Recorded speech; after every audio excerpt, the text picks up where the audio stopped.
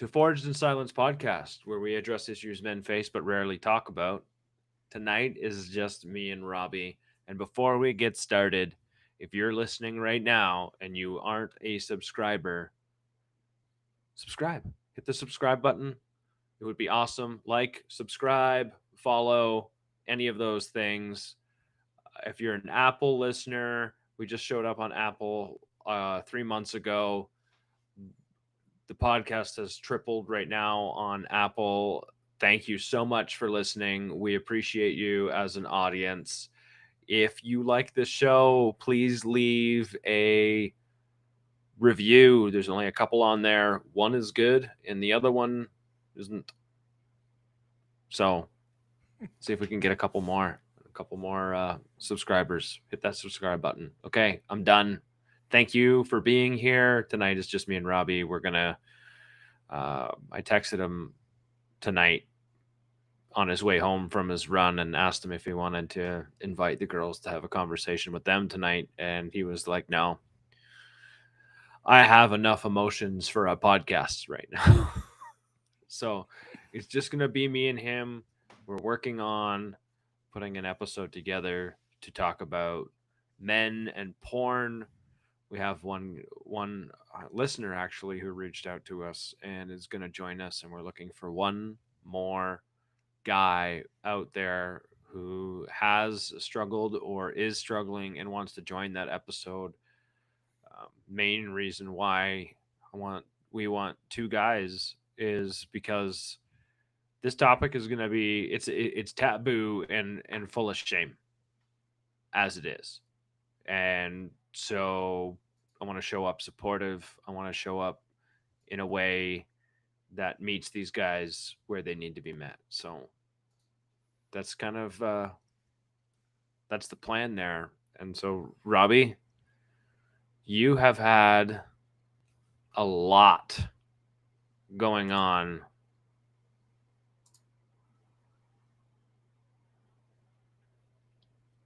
Yes, but You have had a we're not gonna lot going on. we're not going to get away from the question because my question, well, I'm, how are I'm you gonna really? ask you. I'm gonna ask you the question. Okay, I'm gonna have to do a reverse Uno card and let you go first because mine's gonna take the whole episode.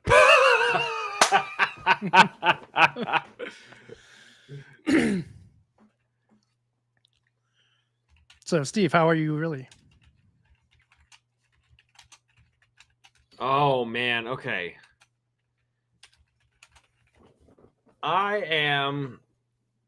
I'm doing pretty good. I'm feeling better. We got our our planners, which I still need to get updated, but I had this week done. I need to make sure that I do next week, and it it did help me to see what my week was going to look like. I am farther ahead this week than I was expecting to be. And so I got to wake up this morning and go for a hike, a 4.5 mile hike. I'm going to go for another hike tomorrow, probably closer to an 8 mile hike. And that time is freed up because, not because I've had things scheduled, but because I've been able to be a little bit more productive with my time, I think. And with also the help of some study friends too. So, uh, one of the accounting students in my class, him and I get together and we get some of this work done, and we get it done in a little bit of quicker fashion. And I think it's nice to share that with someone, even recommended by the teacher. So, how am I doing right now? This morning had a great morning. I was good. Right now, I'm getting over the frustration of my mom's um, lack of ability with technology, which is fair. She's in her 60s, but I had my reaction to her lack of ability with technology was way bigger than what it needed to be. And so, as I had shared, the response from our friend from Julie was, "Are you sure there's not more to it than just that?" There always is, right? I was like, "Well, okay, thanks for calling me out." she wasn't wrong, of No. course. If the reaction is much larger to whatever the folly is, I'm definitely carrying more, and she wasn't wrong. Anyways, overall, I'm feeling pretty good today. Um, I've had concern for you today. I don't know if it's concern. Maybe that's not the word. I've just had you in my thoughts a good chunk of today, um, because I just want to send. You know what I really want? I really want to be there. Is what I really want to do, and it's crossed my mind more times than I can think. But uh, yeah, I want to be able to support you in one way, shape, or form, and in person, and I can't, and I don't like it. So I was like, give me fucking something to do today, because that was gonna make me feel better, like I was helping you out. But Yeah. Just trying to give you the space that you need and be there for if you need me. So yeah, because I care about you a lot. Anyways, Thank you. I'm gonna throw this reverse Uno card back, flip it over, and throw it out because you have a lot to talk about, and you've had a heck of a week, and I think we're gonna need you to share with us how are you really, Robbie? Well, first I'm going to start off with day planner's working great. On Sundays is going to be my day to plan out the week. I think just writing it down for that week, we know what we got. So I looked at it in the morning a few times, but I remembered what I wrote down. So I had a few little weird things through in there for my daughter that she didn't tell me about that I didn't have in there. So that threw me through a loop. But since I had most of my week planned out, it was okay to. I got a question for you about that planner before you get into the nitty gritty. Yeah.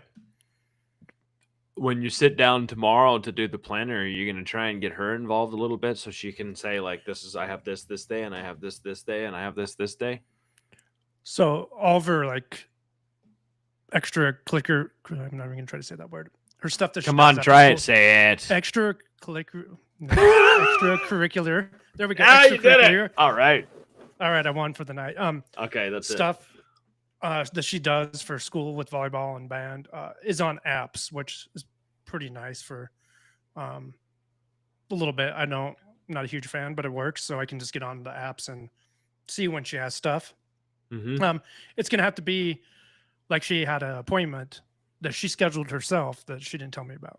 So I'm gonna have to go tomorrow. Do you have anything that you need to tell me that you know needs to be there on my planner? So yeah.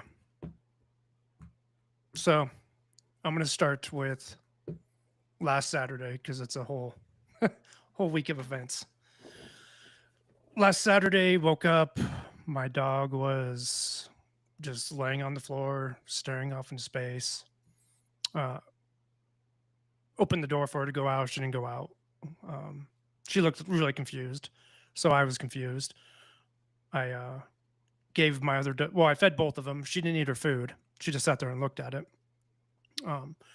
So I put her food away so my other dog doesn't eat it. This is my older dog, Bailey. She is 15, almost 16. So then she followed me upstairs and was in the office with me while I was doing podcast stuff and normal Saturday stuff. And she started throwing up. And it was just like foamy white throw up looked like it had mucus in it. All day. Was doing weird stuff, confused, throwing up all day. Like she'd drink water and it'd just fall right out of her mouth. So I was like, okay, today could be the day that, she passes away. I've had her since she was 6 months old. She's been there for everything with me. So of course it was breaking my heart to see her suffering like that. And I wanted her to. I want her to just go away peacefully, just without my intervention. That's always I think a dog owners want. Whether we get to do that or not is up to other things. So she just hung around with me. Sunday, wake up, won't eat. Now she won't drink water. So I'm like, okay, this is a thing. She was in the office with me all day, hanging out with me all day. That night, she continued to throw up. I heard her up all night just throwing up. There was throw up all over in the house. Monday was Labor Day, so I didn't have to work. I got up and she greeted me at the bottom of the stairs with her tail wagging. I was like, okay. So let her out, gave her some water, gave her some food. She ate a little bit. I was like, okay. Was going to make an appointment on Tuesday morning to have her put to sleep just because the way she was acting, I didn't want her to suffer. Get up Tuesday morning and she was like a different dog, full of energy, wagging her tail, following me around, super excited to eat, drinking water, no more throwing up. So in my head, it was like, okay. Monday, my daughter had volleyball practice on a holiday, so I had to take her to that. Tuesday, she had a volleyball game about an hour away from Rapid City and Custer, and she wanted me to pick her up. Luckily enough, I had some work that I had to do in that town, Custer. So I went and did the work up there, then was done with work, then picked her up and drove home. Well, we had another issue happen, so after I dropped her off, I went right back to work. Got done with work. I got home at midnight. Wake up, take her to school on Wednesday, go throughout the day. Bailey's back to like being her normal self. So at this point, I'm not wanting to do anything, just letting it right out. Well, I got to take a step back because Tuesday I got a text stating that my dad had taken a turn for the worse. He was having multiple mini strokes, and this time he had a big stroke. And he hadn't been drinking or eating since that Friday of that week of the weekend. So, called his wife, talked with her, and got the lowdown. So at this point, got that going with my dad, work, my daughter's schedule, my dog. And Wednesday, go to work, get home, and another thing happens, so I have to do more work. Not a huge deal. Thursday, we had a guy reach out to us for the porn thing, so had to pick up my daughter, come home. We had the little meeting with him. Yep. After that, I had to go back to work. So this is all at night, late at night. Not a big deal. Friday, yesterday, my daughter she's in band and has volleyball. And when there's a home game, she plays at the football games. Then Thursday afternoon, this is where she throws in her appointment in that I didn't know about. And it's 9:00 in the morning. Oh, and I keep forgetting stuff. It's just, and she had a volleyball game in the middle of the state capital of Pierre, which is like 3.5 hours away. So I didn't pick her up that night we didn't get home till after 11, I'll put it that way. So I told her, you're not going to school in the morning. I got to go to work. So I went to work early on Friday morning. I had to take care of some stuff. Took her to her appointment, go throughout my day of work, go to the football game, support her, and we get home about 9:00. And by this point, I'm just mentally exhausted, physically exhausted. I walked in the door and just went right to sleep. I wake up this morning and I slept in. It was about 8:30 when I woke up, and my phone had multiple missed calls multiple texts, emails from work, and I look, and the first missed call I have was from last night from my wife, or my dad's wife's daughter, and a text from my dad's wife, please call me. So this was about 10:50 or so when they sent those. So I knew instantly what was going on. Then I look down farther, and my daughter is trying to get me awake because she needs to ride to school because she has to volunteer for the volleyball, for the concession stand, for the boys soccer. So at this point, I've been awake for a few seconds, and I have all this stuff going on. No room to breathe. It's like I got to get up, take her. I got to call and find out why I got this text and call. So going through my head is like, what's most important? I got to start problem solving. What's most important? Call my dad's wife, and she tells me my father passed away right before 10 o'clock last night. What I thought it was from those texts and those, that missed call was what happened. So, I'm talking with her, and my daughter is saying, I need to get to school to go do this thing. So I talk with her. We make some plans and go over some stuff, make sure we're both okay, and excuse me, kind of where we're going to look to the next steps. I wanted to know, I just needed some closure, and I wanted to know how his last moments were. And as I'm asking this, it felt very, very weird, asking someone what the last moments of my father's life was. She answered the best she could. And then the next thing out of my mouth was, this sounds weird, but I'm kind of excited.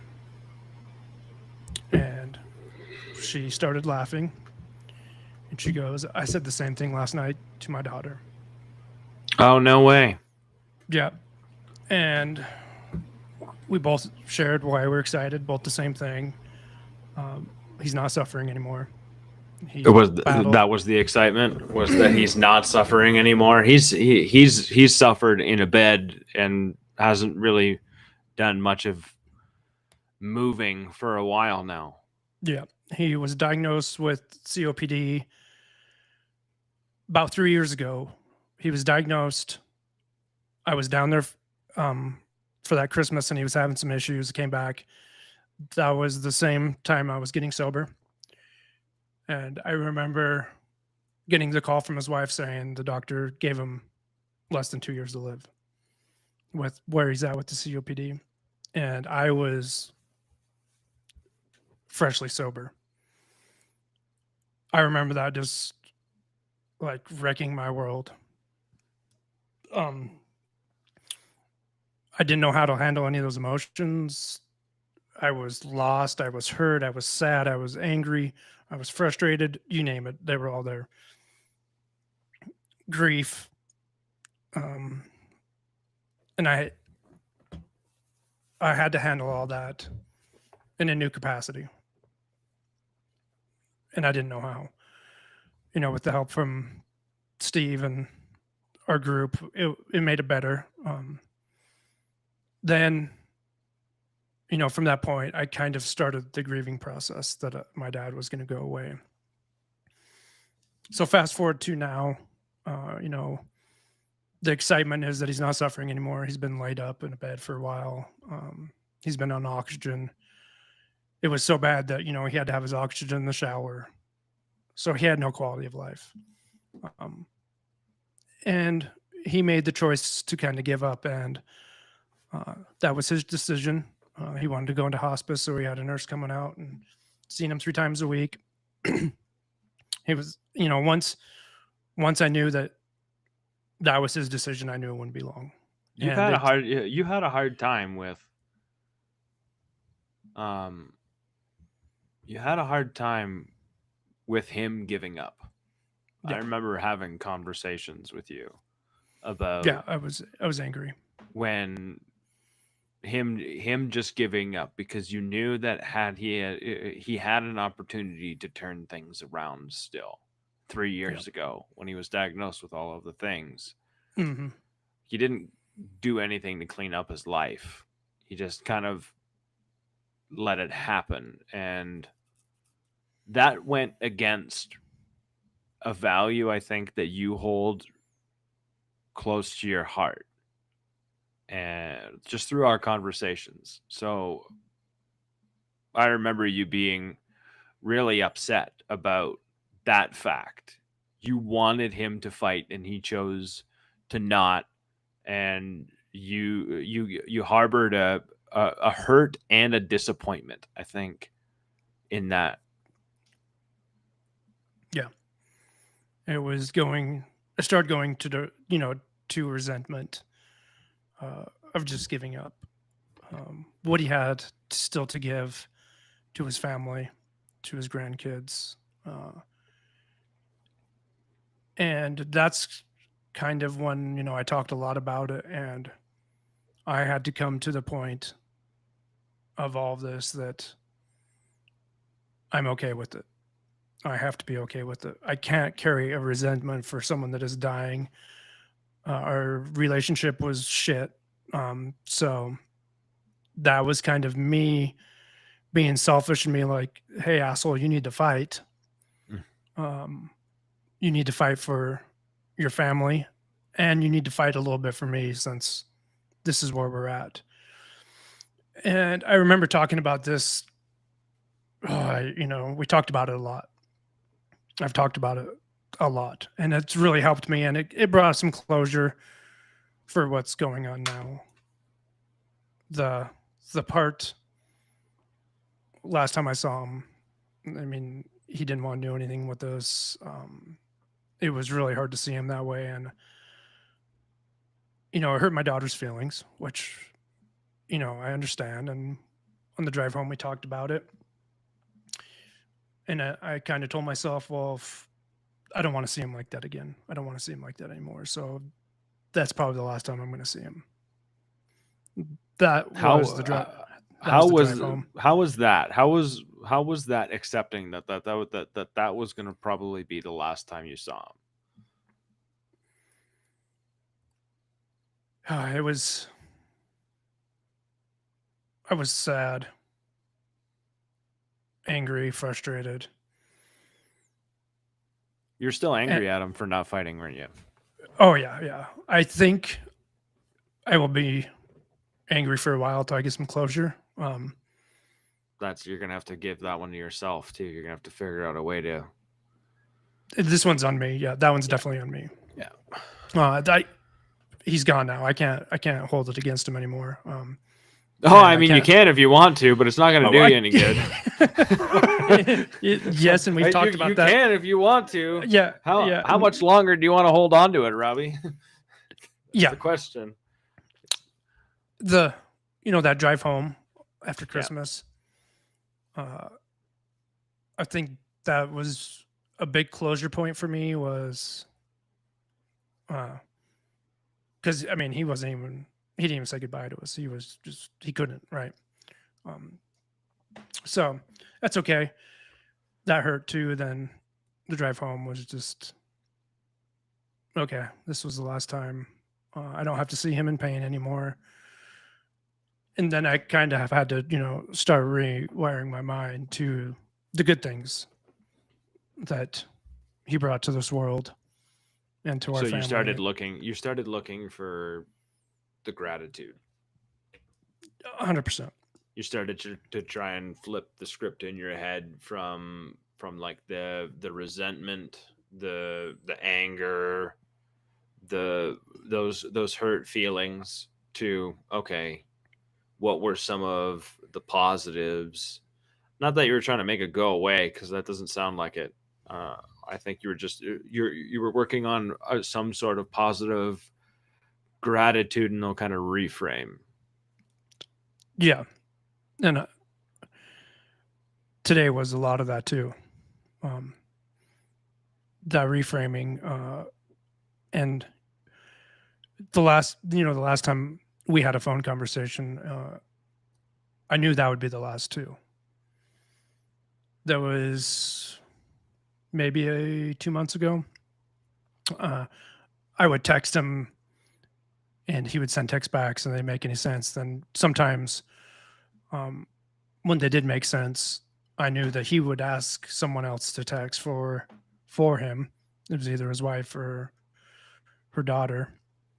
And I talked to her about that this morning, and I said, I knew that last time I talked to him that was probably the last. And she said, yeah, he hasn't been talking, he hasn't making any sense. He doesn't know where he was at. So, he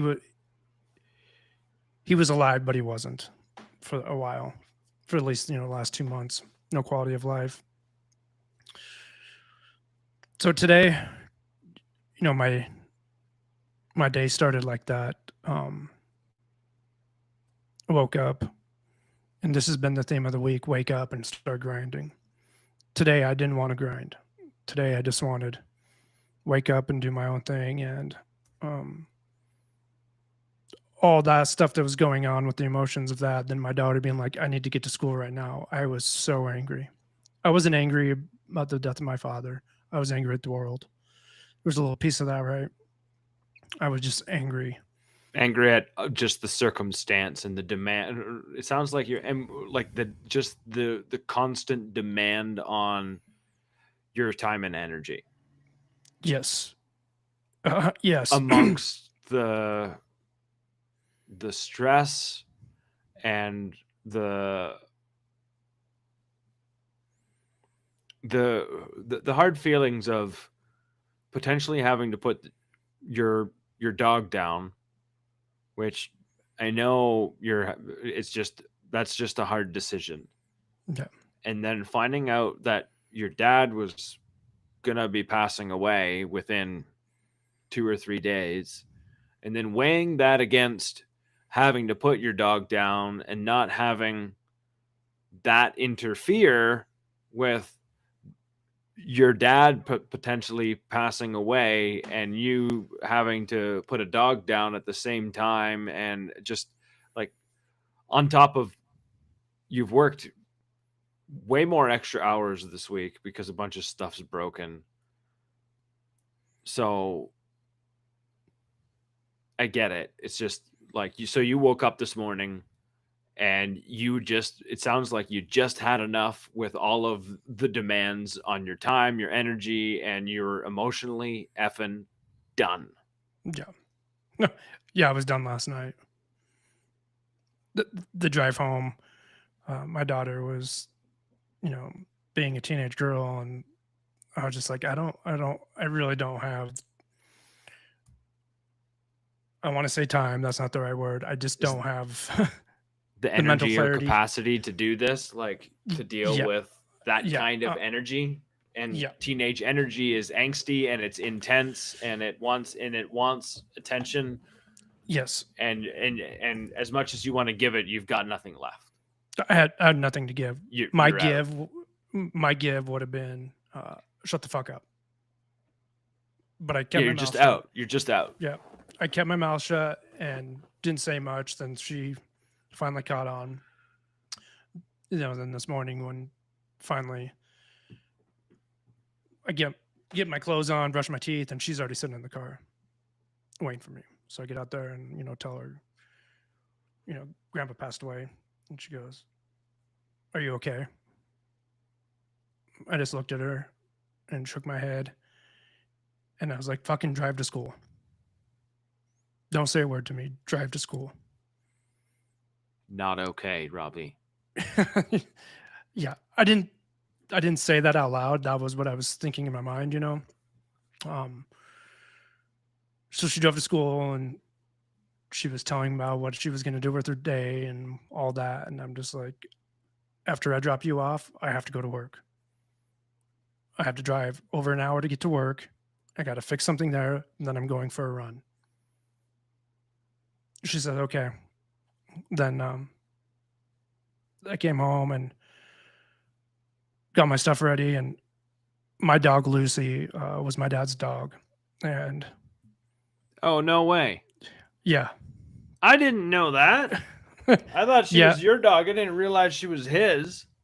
Yeah. She His was. dog turned into yours. Okay. Yeah. He realized that he couldn't give her the life that she deserved. And you've met Lucy. She's a fucking maniac. So he couldn't give her the life that she deserved. So you ended up with the dog that outruns you. Yeah. Yep. So because she outruns the crap out of you. Yeah, she did today too. But when I put her in the truck, I was like, it hit me right then and there. Like every time I look at Lucy. Oh my God, you put 2 and 2 together. Yeah, I'm like, every time I look at Lucy, I'm going to see my dad. The connection of the dog to your dad. And that hurt.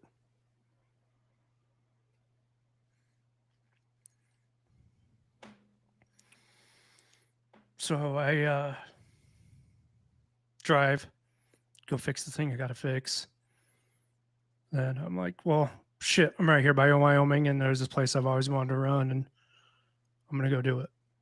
So drive out there, and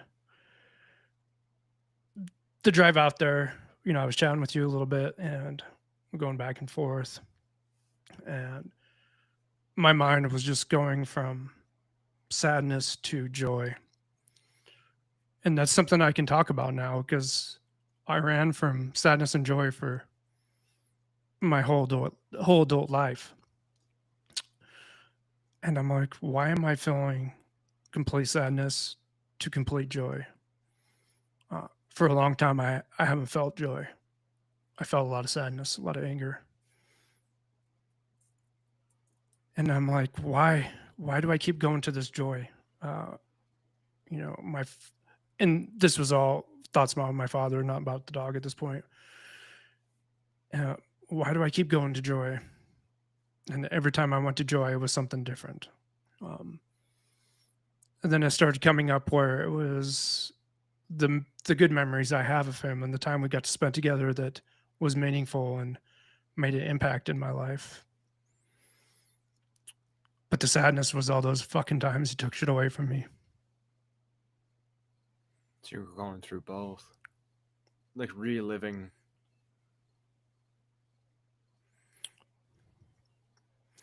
Yeah. But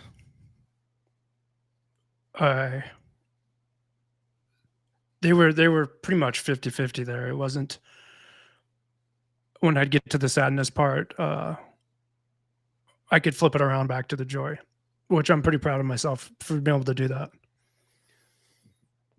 Which side, and I know you were saying like 50-50, but which side of that coin do you think was carrying more weight?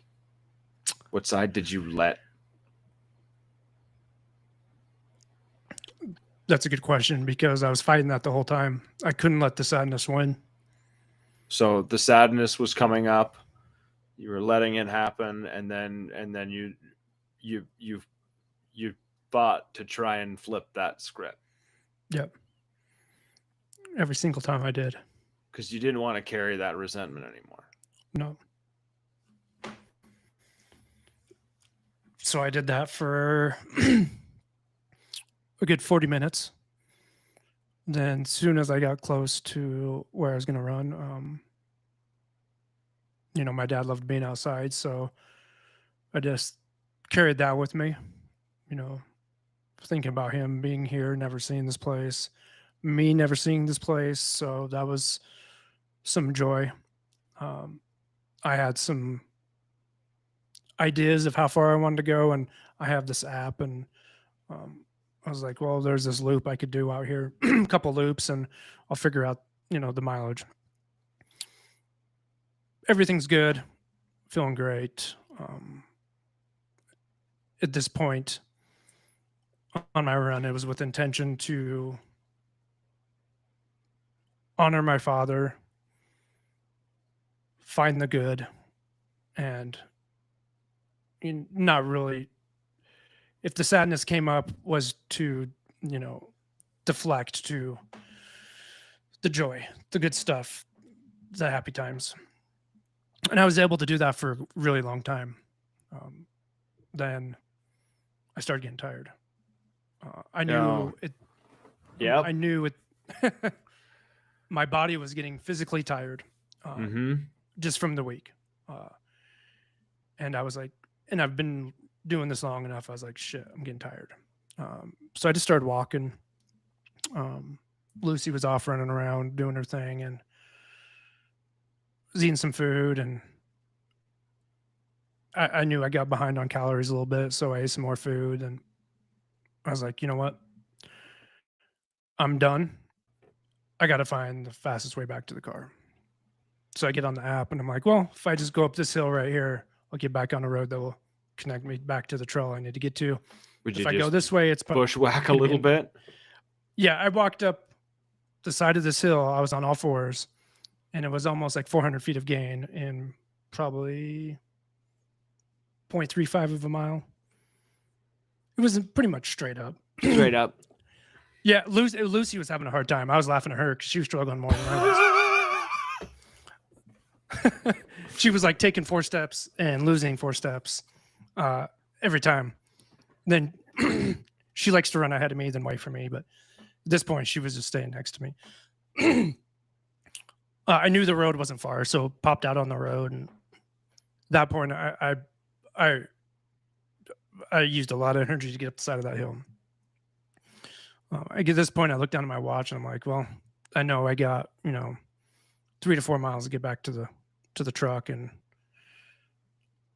so I drank the rest of my water I had, and I had some more water. So then I drank what I had on me, then pulled out the other bottle and started drinking that. Ate some more food. Then I started feeling good again.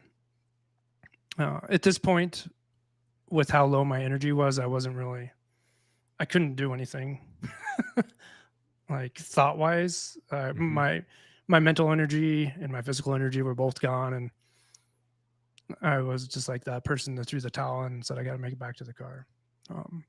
What made you stop? What made you stop going on that run? Because you told me you were like, I was gonna go. How many miles did you end up running? Because when you were talking 16. to me, 16. So you wanted to do 15 to 20. 20. Yeah. So what made you all of a sudden say, okay, like I've had enough? Just tired? Tired. And yeah, physically tired, and I didn't want to push my body mentally too, of course, but I didn't want to push my body beyond. I wasn't worried about getting hurt or anything like that. I was in the middle of nowhere with no service till when I started texting you guys. I had some service. I was almost back to the truck, but I was done. I didn't want to be out there anymore. I worked out everything I needed to work out in my head. That run had some intent, and I got it out. I got what I needed from it. And there we go. That's. I think that was kind of that's what I was wondering. Yeah. was you stopped because not only were you tired, but you got what you needed out of that run. Out of the intention you gave it. Yeah, exactly. And that's something new for me too. I totally got out what I needed. Got back to the truck, and we were, having the conversation with Brian, and I was reading stuff, and I was feeling good. Got back in the truck and started driving back home, and I was like, I better stop and eat. So I did that.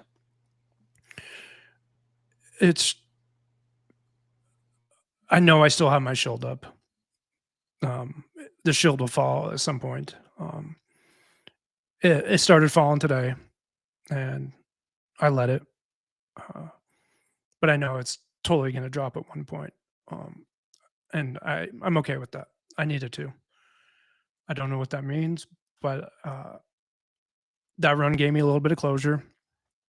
There is some plans of stuff that's going to happen here in the future with the service, and a camping trip next year that we're gonna do. So I got some closure. Uh, Not everything that I need. I don't know when that will happen, but that's kind of another thing too that is weird to say with this excitement. You know, Steve, you've known for how long I've been fighting with this, and um, my father, my dog, she'll be coming to an end here pretty soon too. Uh, but part of this new chapter I get to write for myself is, you know, putting them in a place where they need to be and moving on. And I'm going to have a lot of freedom there. And what I mean by that is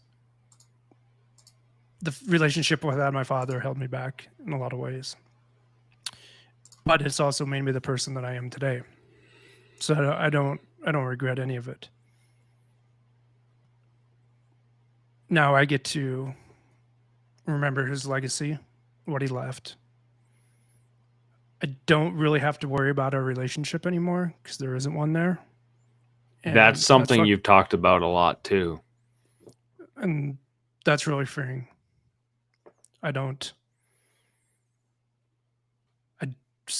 Maybe I'll be able to put words to it when it comes, but I don't know why I leave this place in my heart for that. All the hurt and the anguish and that he caused when he abandoned me, then trying to come back into my life, you know, when I was older and still not be able to try to do anything there. I don't have to worry about that anymore. You don't have to worry about the expectation, or you don't have to worry about wanting him to be the father you wished he was. Or the wish you wished he could be for you. Yeah. That's it's gone. You don't have to try and find that perspective anymore, and you can just work on honoring the good. But yeah, because, you know, I've beat myself up quite a bit. Why don't I try to mend this relationship with him? Yep. And every time I come to my reasoning, it's a good reasoning that I don't have to. I do not have to forgive him. I can move on with my life. Take the good, the bad, whatever, but I don't need to sit on it all the time and let it run me. And when I figured that out, you know, life got a lot easier. And I think now I really wanted him to be there for my daughter. Mm-hmm. You've been, ever since you moved in, you've been working your tail off trying to figure that one out and how to make that one work and how to show up for her. Yeah. So there's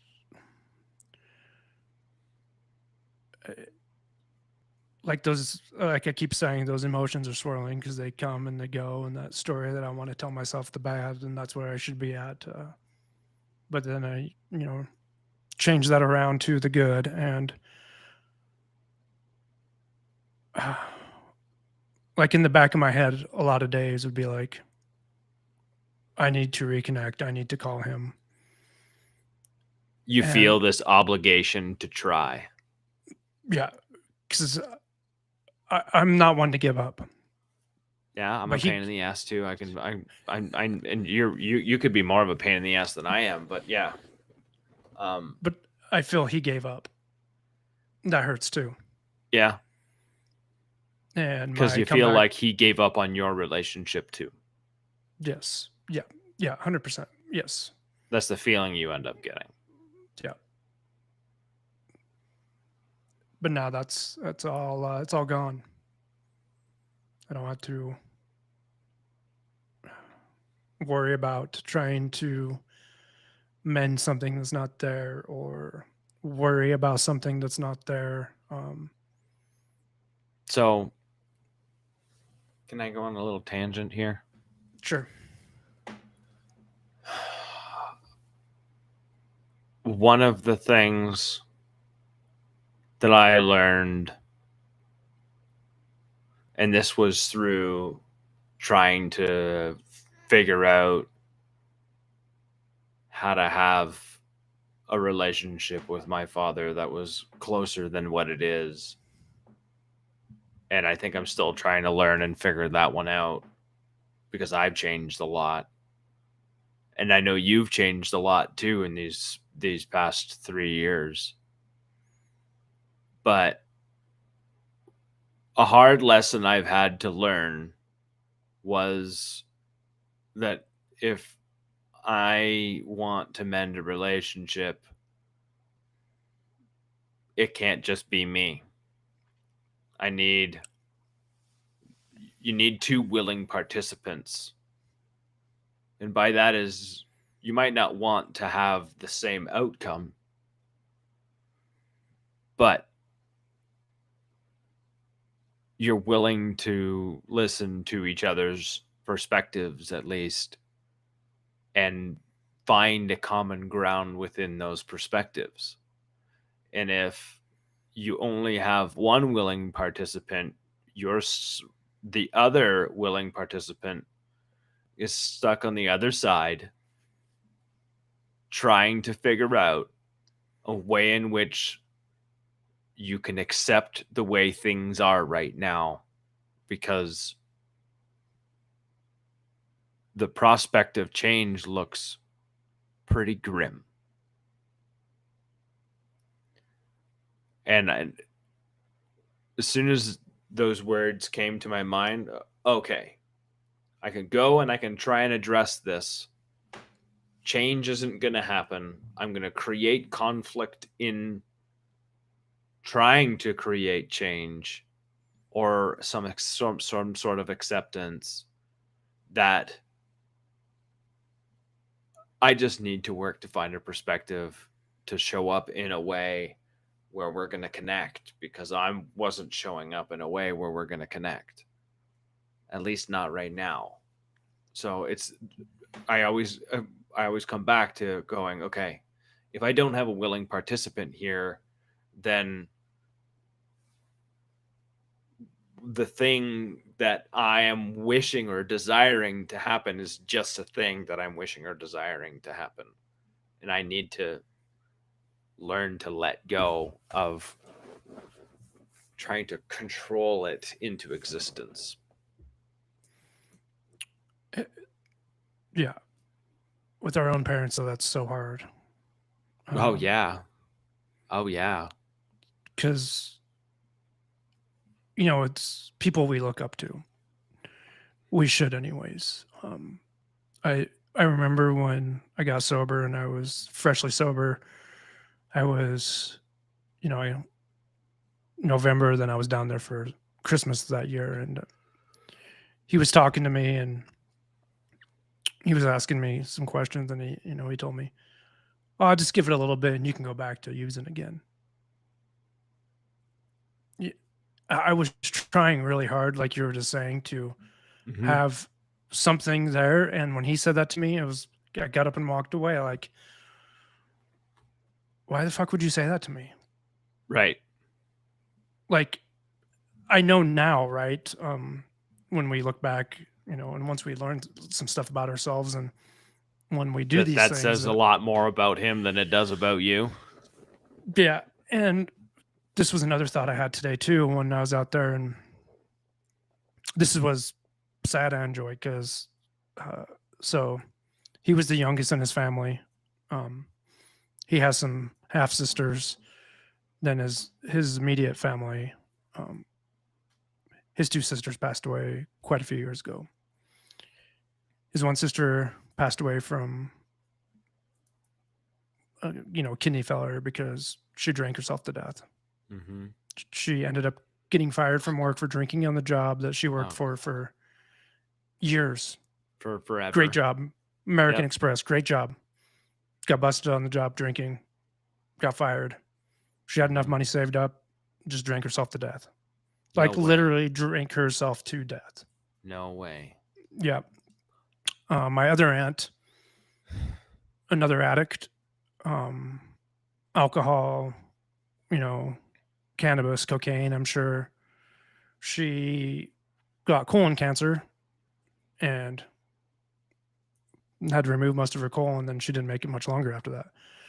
Come to find out, it was due to her addictions that killed her. So essentially, my dad is the last one of the immediate family, and Addiction his got him too. addiction got him too. And I was like, fuck, I get to change this. How does that feel?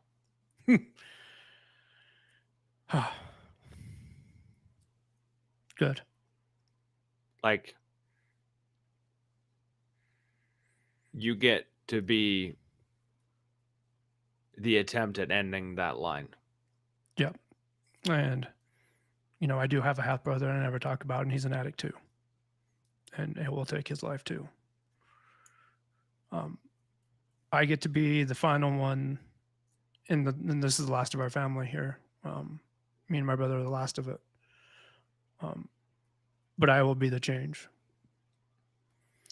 I will be the change for my daughter, and I can only hope the stuff I teach her can carry on through her through her family that she has. That brought me so much joy, and that goes back to that sadness, joy. Like I have to do a whole shitload of rewiring and changing the narrative on the fly, and I'm gonna have to continue to do this till there's some closure down the line, which that brings me excitement too, because if the old me would have found this out on Tuesday when I did find out, or when my dog was having issues, I guarantee you right now I'd be laying on the floor passed out. You'd be a puddle. I'd be so high and I'd be so drunk that I would have passed out hours ago. I would have woke up this morning. Days ago. Yes. And days ago. Yeah. Let's be real. Yeah. It would have been a continual thing too. Wake up, get high, start drinking until I pass out. And I just want, men out there listening, even women, like, there's always some joy. You just got to find it through the darkness. And, my one of my favorite sayings, without the darkness never comes the light. And I've talked about this before, is I go to some really dark places. And one thing that I'm really proud of myself for is I go to those dark places and I can find the most light I've ever found in my life.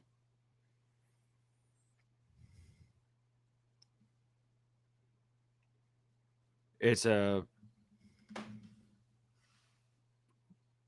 hard place to travel to when you first start out, because you really don't know what the other side of that's going to look like. It's scary as hell. You don't. No. Because we both have avoided it for a really long time. Yeah. And now that, for me anyways, now that, like, I feel like I've really found a home with some really close and really good friends, that if it's time to venture into the dark, that even when I'm there, they're still going to show up. They got a flashlight for you. Yeah, like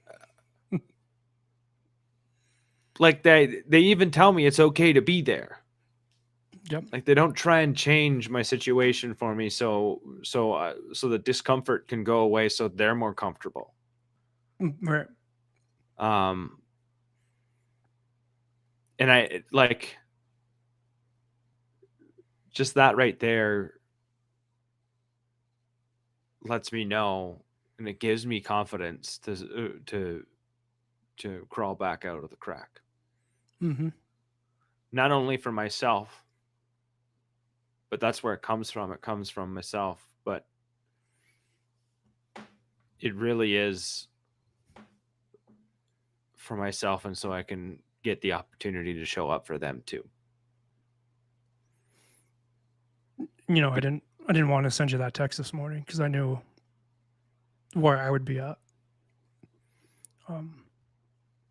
I would same thing you said, you know, just drop everything to go make sure that you're okay there in person. And I knew once I said that, I knew you were going on a hike. I was like, oh fuck it, I want to ruin his day, but I need help. Yeah, it's I'm like, gonna need some help, and that's okay. yeah, I'll be there.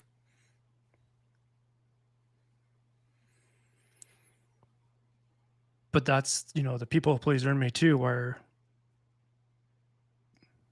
I could have kept that in and told you at some other point, and then you'd been like, fuck dude, what's going on, you know? And I've learned just to get it out. When I need my people there, just get it out. Turn that flashlight on. Hey, it's getting super dark in here. Like I can't see. I might fuck up your day too, but I need some help. And I would rather you fuck up my day because you needed help than really fuck up your day because you didn't ask for it. And that's kind of, you know, what you were talking about too, is when you find those people that are willing to help, you know, it's okay. Yeah. It's okay to throw that lifeline out there and be like, you know, and I've learned that I have to keep those people that want to see me grow very close. The people that don't want to see me grow farther away. So, you know, me here telling everyone that's going to listen to this is going to know before a lot of people that know me. You're going to get it from this podcast that my father passed away before I tell people that I keep farther away are going to know. And I don't fucking care. This is part of my therapy. This is part of my story. I would, you know, your favorite saying, Steve, is strangers save my lives. And right now I'm telling my story to strangers that may not know me, but I just want to get it out there because I'm not the only person going through this. I'm not the only man going through this. I'm not the only man that didn't have a relationship with his father or felt abandoned by his father or mother at that point. And it's okay. It's okay to not be silent and ask for help or to speak your mind.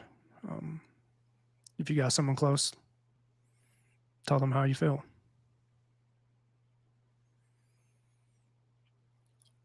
I'm not even going to finish this podcast any other way. Because if you got someone close, I guess I might. If you got someone close, tell them, ask for the help. And if you don't, I'll go back to strangers save my life. And they did. Absolutely did. There's a stranger out there. There are people out there that care. Yep. Even if they don't know you. And you can argue with me tooth and nail about that, but I didn't know the strangers that helped me. You didn't know the strangers that helped you. Yep. So they're out there. Robbie. There. Thanks for showing up tonight. I think anyone who's still here listening would need to... I'm going to give you huge props because I don't know that I could show up on the day of hearing of my father's passing and record a podcast episode. I don't know that I could do that. That would be really, really hard for me to do. I'd want to turtle. I'd want to not talk. I would want to probably disassociate. I would make my circle extremely small. So, and it's already pretty small, but it wouldn't get any, like, you and only a couple other people would know.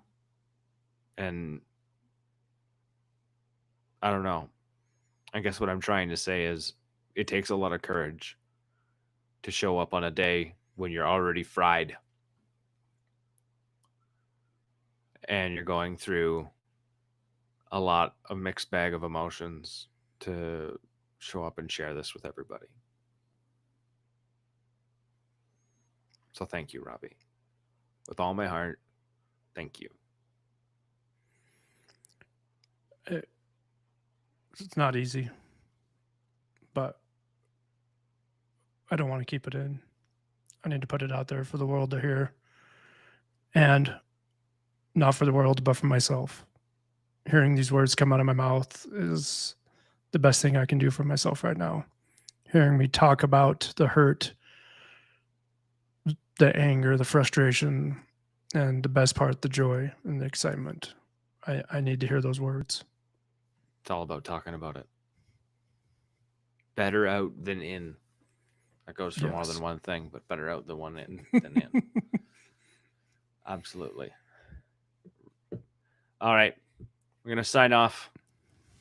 And hopefully we got a really cool podcast episode for you guys next week.